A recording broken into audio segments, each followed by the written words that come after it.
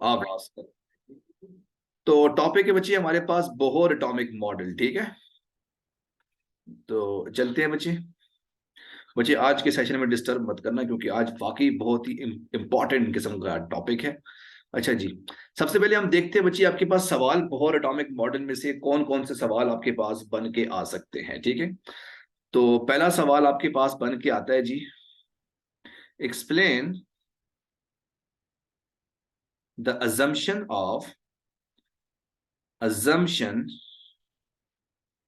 of Bohr atomic model.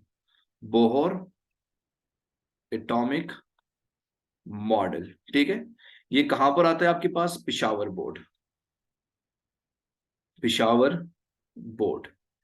ठीक है, दूसरा सवाल आपके पास आता है जी, find the radius of, find the radius of Bohr atomic model. ठीक है, ये कौन से बोर्ड पे आता है जी? एबटाबाद बोर्ड, एबटाबाद और फेडरल, फेडरल बोर्ड। ठीक है, ये दो सवाल आपके पास फेडरल में आते हैं। ठीक है, तीसरा सवाल आपके पास आता है जी, explain the different spectral line, the different spectral lines of Bohr atomic model. Bohr atomic model कौन कौन से? पिशावर और फेडरल। ठीक है, ये दो सवाल हैं, तीन सवाल हैं, ये तीन सवाल आपके पास जो रिपीटेड सवाल हैं, मैंने आपको बता दिया भाई कौन कौन सा सवाल कहाँ के लिए इंपॉर्टेंट है, कौन से बोर्ड के लिए इंपॉर्टेंट है, तो इनको आपने ध्यान में रखना है। तो टॉपिक बच्चे हमारे पास है जी बोहर एटॉमिक मॉडल। तो इसके बारे में हम लोग आज के डिटेल में बात करेंगे। मुझे भाई बाकी बोर्ड्स का नहीं पता, मर्दान बोर्ड का या बाकी जितने बोर्ड्स हैं, मुझे जो पता है मैं झूठ नहीं बोलूंगा। ऐसा ना हो भाई कि आप लोग को सको भी, क्योंकि मैंने वाकई ही आज तक मर्दान बोर्ड के पेपर्स नहीं देखे, तो मुझे इसके बारे में आइडिया नहीं है। फेडरल के देखे हैं, पिशावर के देखे हैं, एबटाबाद के देखे हैं, और जहां पर देखे हैं जो रिपीटेड सवाल हैं वो आप लोगों को बता दिए। और आई एम रियली श्योर कि आपके पास मर्दान बोर्ड में भी आपके पास ये सवाल लाजमी आते होंगे। ठीक है, तो चलते हैं बच्चे बोहर एटॉमिक मॉडल की तरफ। तो बोहर एटॉमिक मॉडल को एक्सप्लेन करने से पहले हम लोग थोड़ी सी जो है वो अजम्पशंस लेते हैं। ठीक है, अजम्पशंस आपके पास क्या क्या हैं, बोहर एटॉमिक मॉडल हम लोग क्यों इस्तेमाल करते हैं, इसके पीछे क्या वजूहात हैं और इसकी खूबसूरती क्या है। तो सबसे पहले हम इनके बारे में बात करेंगे। तो टॉपिक हमारे पास क्या है जी? Bohr, Bohr atomic. बच्चे मर्दान का मुझे नहीं पता, सच में नहीं पता, मॉडल झूठ नहीं कहेंगे। Bohr atomic model. तो बोहर एटॉमिक मॉडल को समझने से पहले हम थोड़ा सा एटम के बारे में थोड़ा सा डिस्कस करते हैं कि व्हाट इज एटम। ठीक है, तो डिफरेंट तरह की थ्योरीज थी एटम के बारे में। सबसे पहले हमारे पास एक साइंटिस्ट था जिसका नाम था आपके पास डाल्टन। डाल्टन ने ये कहा था भाई कि एटम बेसिकली एक स्मॉलेस्ट पार्टिकल है जो कि फर्दर आपके पास डिवाइड नहीं हो सकता। ठीक है, तो डाल्टन ने आपके पास ये थ्योरी दी थी कि एटम बहुत ही छोटा पार्टिकल है जो कि आप इसको फर्दर डिवाइड नहीं कर सकते। आज है बच्चे, इंग्लिश क्लास भी है, ये क्लास खत्म होने के बाद आपकी इंग्लिश क्लास भी है। वो इलेक्ट्रिसिटी का इशू था तो क्लास नहीं हो सकी, हो जाएगी, फिक्र ना करो। ठीक है, तो आपके पास स्मॉलेस्ट एटम जो है वो डाल्टन ने आपके पास सबसे पहले जो है वो थ्योरी दी थी। ठीक है, फिर बाद में एक और साइंटिस्ट आया जिसका नाम था आपके पास रदरफोर्ड, रदरफोर्ड। तो रदरफोर्ड ने भी आपके पास एक एटॉमिक मॉडल दिया। रदरफोर्ड ने ये कहा कि आपके पास ये अगर एक एटम है और इस एटम में बेसिकली आपके पास सेंटर में जो है वो पॉजिटिव चार्ज न्यूक्लियस होता है। ठीक है, और इसके अंदर जो है वो इलेक्ट्रॉन्स भी पाए जाते हैं। तो एज द रिजल्ट आपके पास एटम जो है वो एज अ होल न्यूट्रल होता है। तो ये बेसिकली रदरफोर्ड ने इसके बारे में आंसर दिया था, ठीक है। फिर बाद में रदरफोर्ड से कुछ सवाल वगैरह किए गए। उन्होंने क्या सवाल किए कि भाई ये क्या इलेक्ट्रॉन, भाई ये किस तरह से एटम के अंदर पाए जाते हैं, तो क्या भाई ये इलेक्ट्रॉन जो है वो इलेक्ट्रॉन न्यूक्लियस इसको अपनी तरफ अट्रैक्ट करके खत्म नहीं करता। फिर एक और सवाल पूछा गया रदरफोर्ड से, जिसकी वजह से इसका मॉडल को रिजेक्ट किया गया। रदरफोर्ड ने भी यही कहा था कि इलेक्ट्रॉन बेसिकली सर्कुलर पाथ में रोटेट कर रहे होते हैं, इस तरह से इलेक्ट्रॉन सर्कुलर पाथ में रोटेट कर रहे हैं। तो सवाल पूछा गया कि जब भी कोई चार्ज पार्टिकल सर्कुलर पाथ में रोटेट करता है तो वो अपनी एनर्जी को एमिट करता है, यानी अपनी एनर्जी को जाया करता है। तो होना ये चाहिए कि एक टाइम ऐसा आना चाहिए कि ये सारे के सारे इलेक्ट्रॉन इस न्यूक्लियस के अंदर गिर जाएं। तो आखिर भाई ये इलेक्ट्रॉन न्यूक्लियस के अंदर क्यों नहीं गिरते? तो रदरफोर्ड के पास इसका ये सवाल का जवाब नहीं था। तो फिर रदरफोर्ड के एटॉमिक मॉडल को भी बाद में रिजेक्ट कर लिया गया। सबसे पहले डाल्टन के मॉडल को रिजेक्ट किया, फिर बाद में रदरफोर्ड के मॉडल को रिजेक्ट किया। इन सब में से जो तेज तराज आदमी था ना, शार्प माइंडेड वाला, वो आपके पास था बोहर। बोहर बहुत बड़ा तेज तराज सा आदमी था, राहत की तरह बड़ा तेज तराज सा आदमी था। तो बोहर ने भी आपके पास यही मॉडल दिया। उसने कहा कि सेंटर में मेरे पास पॉजिटिव चार्ज न्यूक्लियस तो होता है, और नो डाउट इलेक्ट्रॉन भी आपके पास सर्कुलर पाथ में रोटेट कर रहे होते हैं। सर्कुलर पाथ में इलेक्ट्रॉन्स रोटेट कर रहे होते हैं, ठीक है। लेकिन सवाल ये है, मसला ये है कि जब इलेक्ट्रॉन सर्कुलर पाथ में रोटेट करते हैं तो जब ये खास किस्म का एक ऑर्बिट होता है, ये जो ऑर्बिट है ये एक खास किस्म का ऑर्बिट है, जिसमें ना तो कोई एनर्जी एमिट होती है, ना ही ये एनर्जी को खत्म करेगा। यानी ये एक ऐसा ऑर्बिट है जिसमें इलेक्ट्रॉन अपनी एनर्जी को लूज नहीं करता, ये यहां पर फिक्स ही रहता है, एक खास एनर्जी स्टेट में ही रहता है।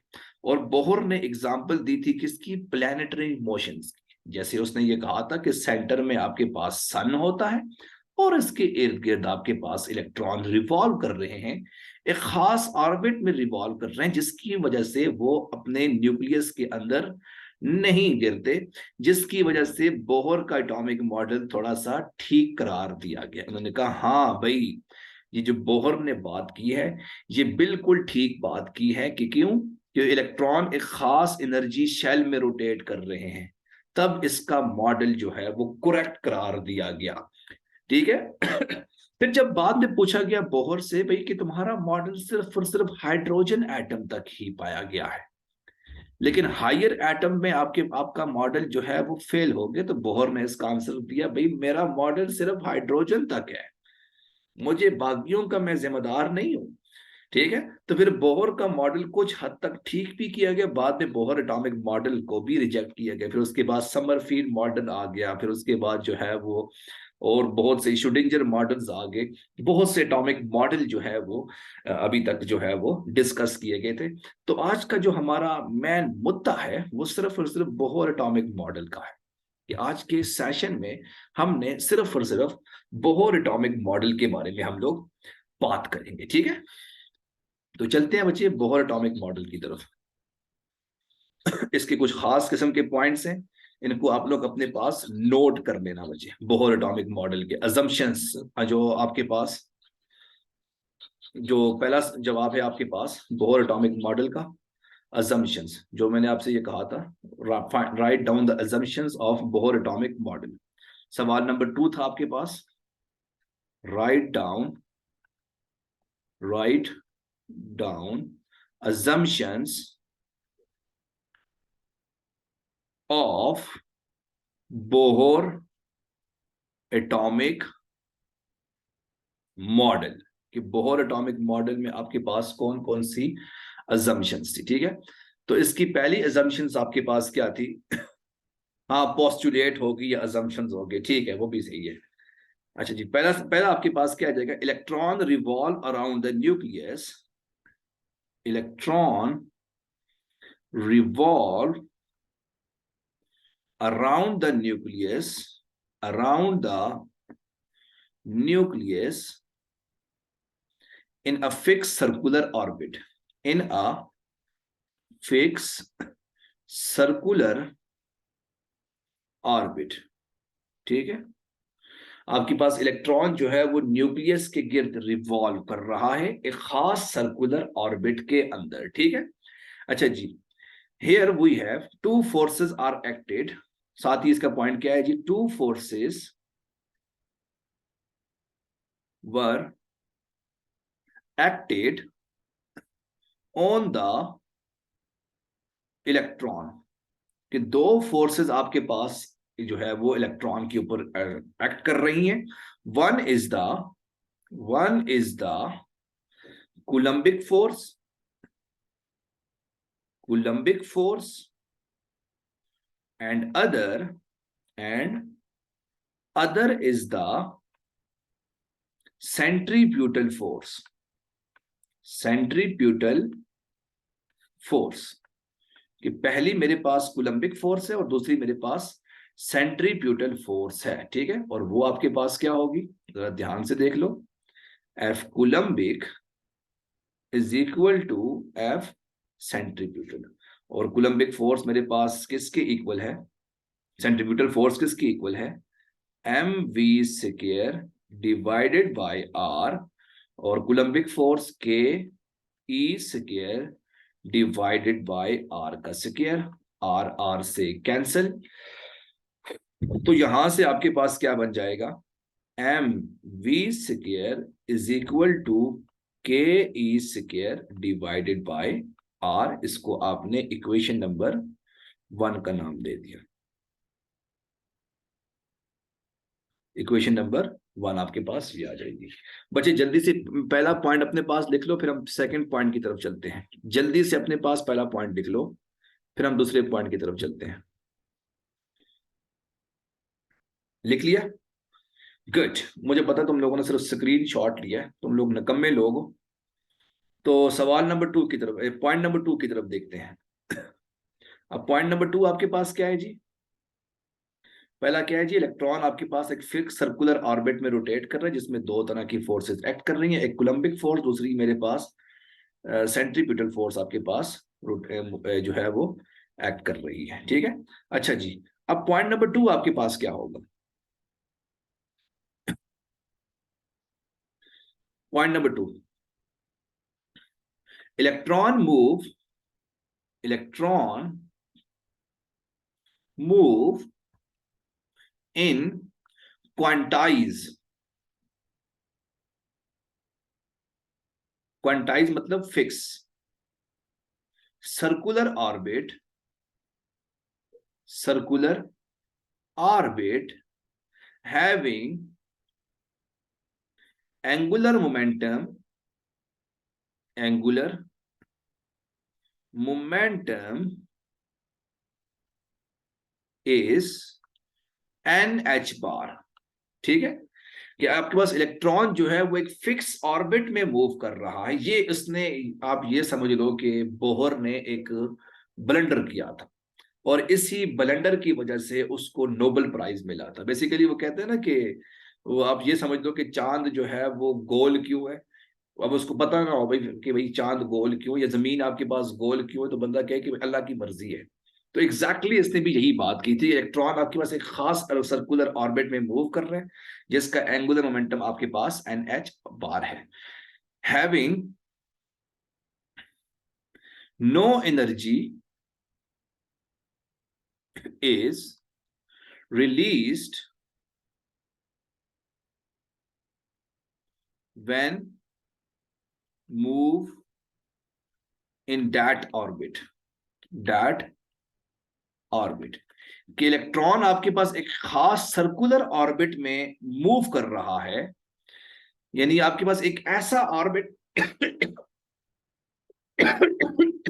एक ऐसे ऑर्बिट में मूव कर रहा है जिसका एंगुलर मोमेंटम आपके पास एन एच बार के इक्वल है।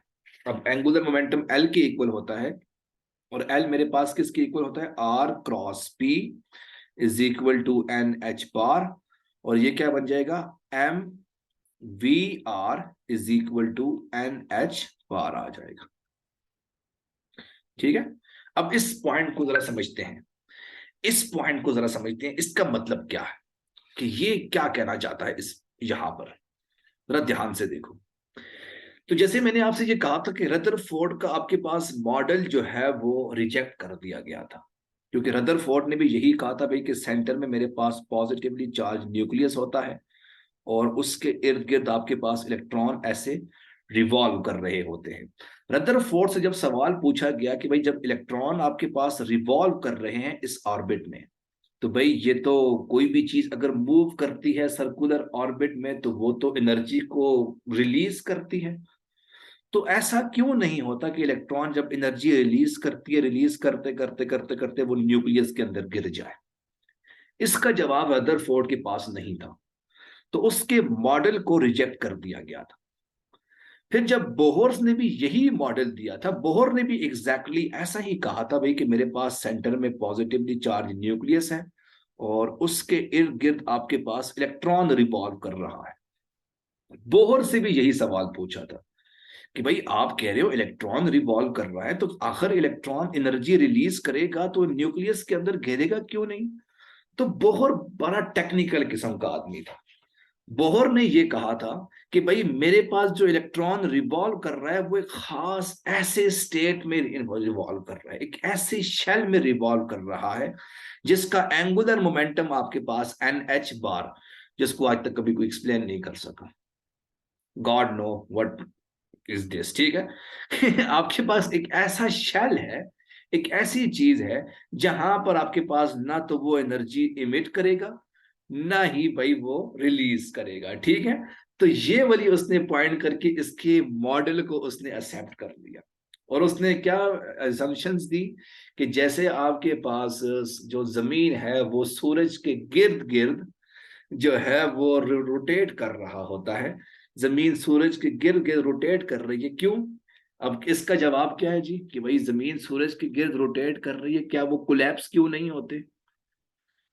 God know what is this. ये खुदा को ही पता है भाई कि आखिर ऐसी क्यों हो सकता है जी, ये अल्लाह को पता है। तो एग्जैक्टली भाई बोहर ने भी, अब जाहिर सी बात है जो अंग्रेज हैं वो तो नहीं जानते तो वो तो नहीं जानते। तो बोहर बड़ा टेक्निकल किस्म का आदमी, उसने कहा भाई एक खास किस्म की एनर्जी है जिसको आपने एन एच बार कह दिया।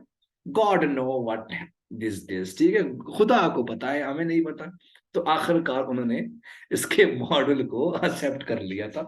तो ये आपके पास अजम्पशन या पोस्टुलेट, दूसरा पोस्टुलेट आ जाएगा, ठीक है? अच्छा जी, अब तीसरा पॉइंट आपके पास क्या होगा? तीसरा पॉइंट इंपॉर्टेंट है, ये बेसिकली क्वांटम थ्योरी के साथ गिवन है और इसी बेस पे आपके पास जो है वो क्वांटम थ्योरी बनी थी। बहुत इंपॉर्टेंट पॉइंट, सबसे खूबसूरत पॉइंट। अच्छा, अब पॉइंट नंबर 3 आपके पास क्या होगा?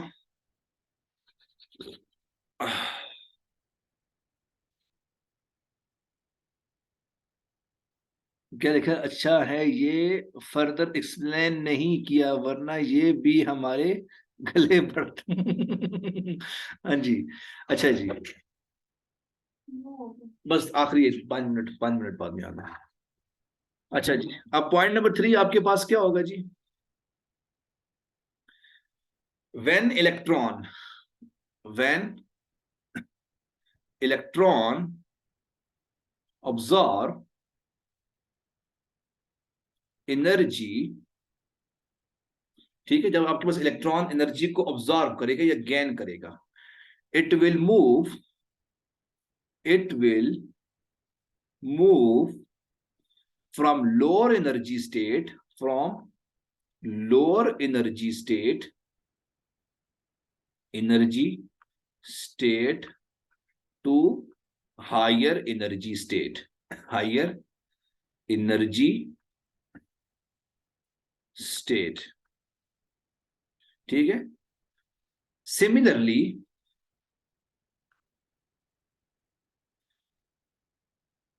when electron move from higher to lower energy state, higher to lower energy state, energy state, it will emit energy. ठीक है, यानी जब आपके पास इलेक्ट्रॉन किसी हायर एनर्जी स्टेट से लोअर एनर्जी स्टेट में आएगा तो वो एनर्जी को एमिट करेगा, और वो delta E is equal to E2 minus E1। यानी अगर आपके पास ये न्यूक्लियस है, ये पहला शेल आ गया, ये दूसरा शेल आ गया। जब इलेक्ट्रॉन लोअर एनर्जी स्टेट से हायर एनर्जी स्टेट में कब जाएगा? जब आप किसी फोटोन को फॉल करवाओगे। लेकिन जब ये हायर एनर्जी स्टेट में लोअर एनर्जी स्टेट में वापस आएगा तो ये एक खास किस्म की एनर्जी को एमिट करेगा फोटोन के फॉर्म में। तो ये बच्चे मेरे पास बोहर के 3 पोस्टुलेट्स आ गए जो बहुत ही प्यारे किस्म के हैं, क्योंकि बोहर खुद भी बहुत प्यारा था।